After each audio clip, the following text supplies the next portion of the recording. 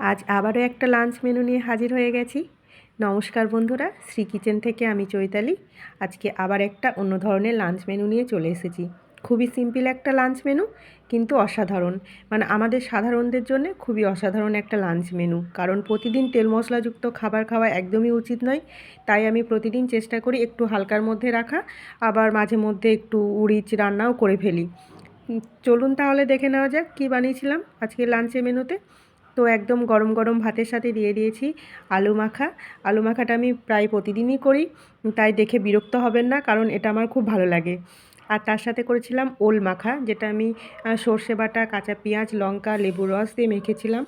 আর তার সাথে করেছিলাম সয়াবিন কষা, বেশি করে টমেটো ধনেপাতা দিয়ে বানিয়েছি। আর সবশেষে বানিয়েছিলাম ডাল, যেটাও আমি ধনেপাতা কুচি দিয়ে করেছি। তো লাঞ্চ মেনুটা খুবই সিম্পল। জানি না কার কার ভালো লাগলো, কিন্তু আমার খুব পছন্দের একটা লাঞ্চ মেনু। তাহলে ভিডিওটি এখানেই শেষ করছি। সবাই ভালো থাকবেন, আর সকলকে অনেক অনেক ধন্যবাদ ভিডিওটি দেখার জন্য। শুভ দুপুর বন্ধুরা, আবারও সবাই ভালো থাকবেন। নমস্কার।